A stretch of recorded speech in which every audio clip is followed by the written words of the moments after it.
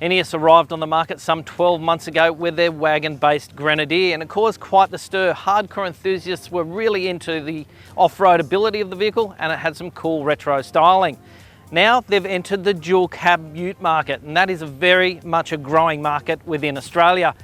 The Ineos Quartermaster uses the same running gear as the Grenadier, and we're here on the outskirts of the Flinders Ranges to have a first drive. Come with me, let's check it out.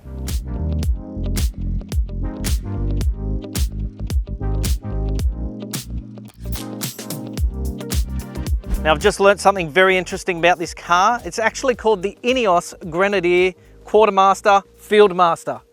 It's quite a mouthful. There are 3 spec levels. You've got the Quartermaster, which is the base. You've got the Fieldmaster, and you've also got the Trial Master. But essentially, underneath, it's the same running gear as the Grenadier station wagon. Now, Sam Purcell did an excellent video looking at that underneath. You've got coils on all 4 corners. So essentially it's the same, and it's going to, you'd think, perform the same in terms of its off-road capability. Moving back inside here, the rear seat is configured slightly differently, and that's to give you more room in the tub here. And you've also got an extra 300mm length on this car, again to preserve that room in the tub. You might also notice when you look in there that there's actually a tyre, spare tyre mounted inside the tub. Now, it's mounted there to preserve the body clearance or the ground clearance of the vehicle. Now, I'll leave it up to you whether you think that's a good place for it, but what I'm keen to see, I guess, as we evolve through this vehicle, aftermarket accessories and solutions for moving that tyre to preserve the room inside the tub. Interestingly, this car is also available as a cab chassis version, and they've partnered up with Norweld to produce the trays that fit the vehicle, so it's a good partnership for Ineos itself. Enough of that though, let's get in the car and see how it goes. The base Quartermaster kicks off at around $105,000, offering a no-nonsense stripped-back setup, cloth seats, no frills, and plenty of grit for those who want a straightforward workhorse. Next in the lineup we have the Fieldmaster. It starts at $118,000 and adds a touch of comfort with leather upholstery, heated front seats, 18-inch alloy wheels, and a premium sound system. As tested, that vehicle sat at $127,740. For off-road purists, the Trial Master enters the market at $118,000. It is built to conquer serious terrain and features steel wheels, raised air intake, and front and rear diff locks. You can also add the rough pack to any model for even more off-road capability. The Trial Master on the test sat at $134,770. Wide doors and a hidden optional step make entry easy, even with the high ride height. Inside, the tall windows and upright windshield open up the cabin, bathing it in natural light and giving the driver excellent visibility. The rear legroom though is a little bit tight due to the large tub, or maximising the space in the tub. It has a high seating position, offering a great view and a surprisingly comfortable ride. There's plenty of headroom too, making it roomy for all. For the driver, while the Recaro seat is supportive, foot space is seriously cramped, forcing your left leg into an awkward angle with your knee noticeably higher than your hip. On the visibility side, the dashboard is almost non-existent, opening up the view out the front window. All of the driving information is located on a centre-mounted display, but finding the speed can be tricky, especially in those rapid-fire speed zones which change often within a few hundred metres. A small speed display on the driver's line of sight would make a world of difference. Storage inside the cabin is excellent. The door pockets fit a water bottle and a snack, and the glove box is spacious. And the centre bin is definitely better than some of the more direct competitors. The Ineos Quartermaster is entering the most competitive segment in Australia, the dual cab ute segment. There are plenty of alternatives. Some close competitors like the Toyota Land Cruiser 70 and the upcoming Kia Tasman, judging by its appearance, are going to be both worth a look. Beyond that, the highest selling dual cab utes in Australia, the Ford Ranger and Toyota Hilux, are going to offer more comfortable on-road manners. So jump online and have a look. There are plenty of them for sale right now on Drive Marketplace.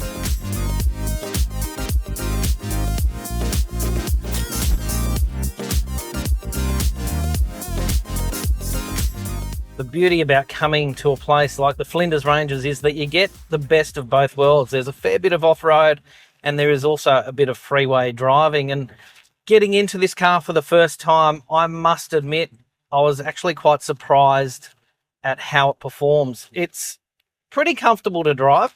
The steering, to be honest, is a little vague for me, and that really, I guess, does feel like an old school Defender, and that is partly what this car, I guess, was modelled on. But that feel aside, you do get used to it after a little bit of time behind the wheel, and it becomes a very comfortable car to chew up the kilometres on. Over the course of the drive, we've actually covered a lot of different terrain. There's been a bit of freeway. We've also driven a fair bit on gravel roads, a bit of that classic sand dune work in the middle of Australia, and also a lot of that bull dust as well. So it's good to see a variety of surfaces on which we can test this vehicle. But first, the driving experience, or I guess the seating position. The first thing that I did notice when I got into the car is that the instrument cluster is located at the top of the center stack on a large screen. It does mean, particularly when you're transferring between different speed zones, that you're glancing to your left to see what speed you're doing, making sure that you're not speeding, of course.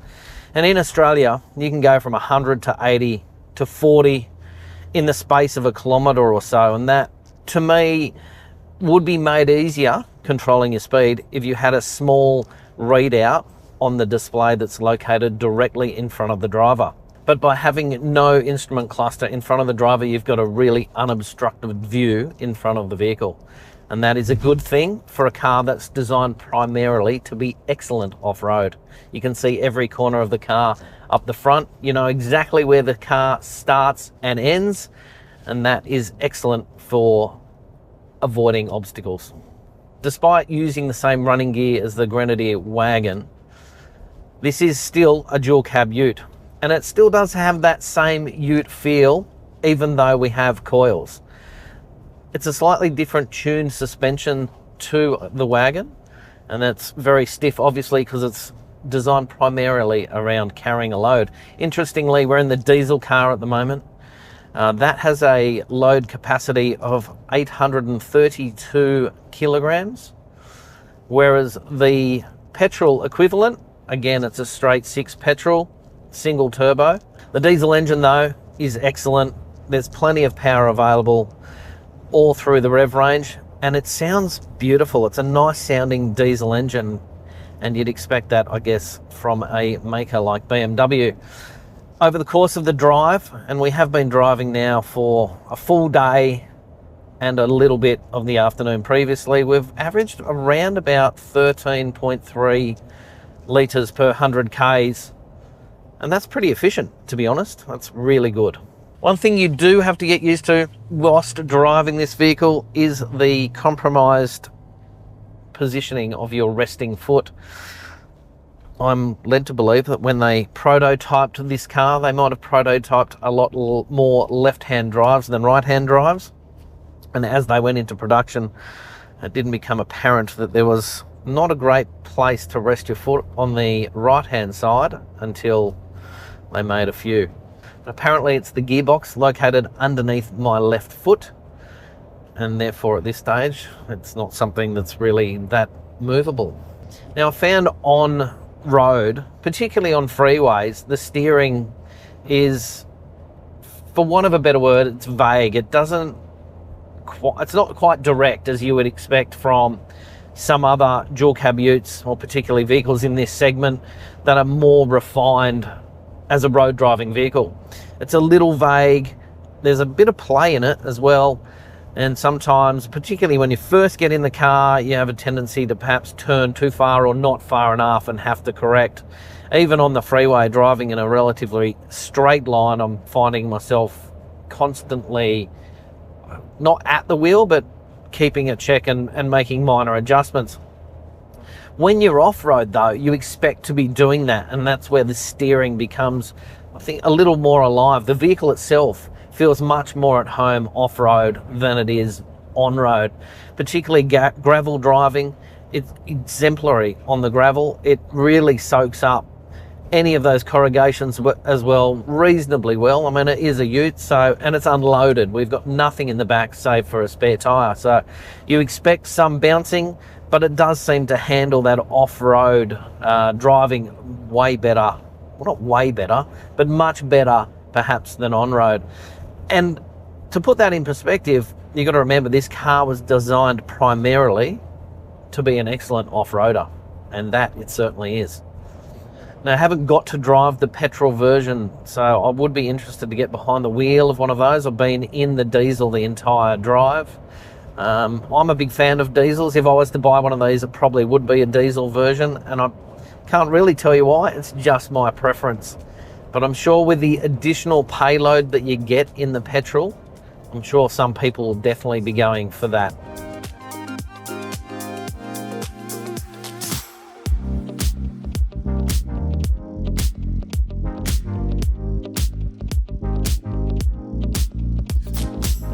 I think most people are really going to enjoy sinking their teeth, in this car at least, into the off-road aspect of it. It is a very capable car, as we know already. I mean, the Grenadier wagon has already proven itself in a relatively short period of time as being an adept off-roader. But realistically, on these tracks that cut through the ranges, this is where I've found this car to be the most fun to drive. It really does soak up the road nicely. At times, like now, you can barely see out the front thanks to the bull dust, but when you are running on these tracks that crisscross the ranges, you feel more than at home. You feel really comfortable behind the wheel of this Quartermaster without a doubt at all. The suspension is perhaps a little harder than you would like to think, but obviously we're in a dual cab ute. They're all going to be very similar, no matter which way you look at it, particularly when they're unloaded. That lightness in the rear, you can't escape that, even whether you've got coils or leaf springs in the back. But that aside, it really does love the bumps and the rough stuff. We haven't done any hardcore off-roading, I wouldn't say. There's been no crawling, there's been no really tough terrain to cover. And we haven't really needed fall low in any great measure, but it's nice to know that it is there, obviously. Now, to engage the off-road mode, it is a little bit of a tricky thing to remember, I guess, for any owner. If you're a new owner, probably more difficult than someone who might be more experienced. So to engage off-road mode, you have to be in neutral, essentially, and stationary. And it's a button up on the console above your head. You've got to press it once for a second, and then it will flash, and then a second time to turn off-road mode on.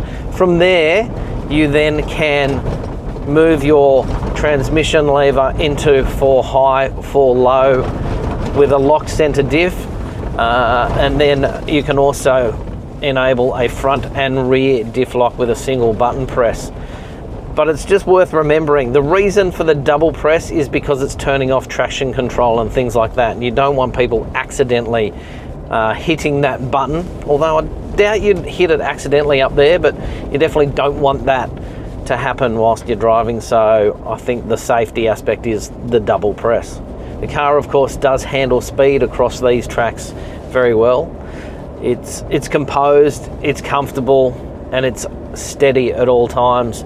I haven't felt like we were going to bounce out of control or be out of control at any point on this trip. I've always had an excellent awareness of the vehicle. The feedback from the vehicle to me off-road is great, and I know exactly what I'm in for.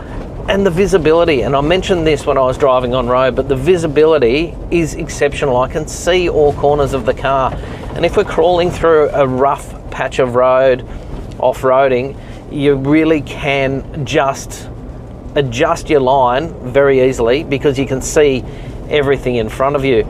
Even on these dirt roads, I've got an elevated view, unobstructed out the front window, and you've got a large side window as well, which really does amplify the light coming in and therefore the view that you have outside the vehicle itself. When we're doing 70 kilometres an hour on a dusty dirt road in the middle of the South Australian outback, and I mean, the view is spectacular. I wish you could see it. We're running through, I guess, one of the ranges. To the left is a large mountain, and out to the right, a series of lower mounds, I would call them, perhaps.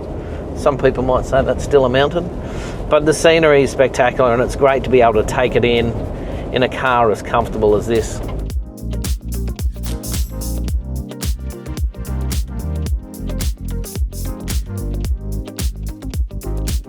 So here with this magnificent backdrop seems like an appropriate place to finish our drive with the Ineos Quartermaster.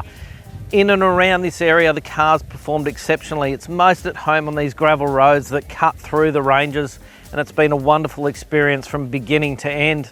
And whether you're going to drive this around suburbia, perhaps work on a farm and use it on a farm, or set it up to tour with a family, it's really going to slot into the market perfectly. Definitely behind the wheel, it is one of the most comfortable dual cab utes to drive. The seats are exceptionally comfortable. The driving position is exemplary, and the visibility is also stunning out that front window. All in all, a fantastic opportunity to have a drive of this car. I suggest you get into a dealership and take a look yourself.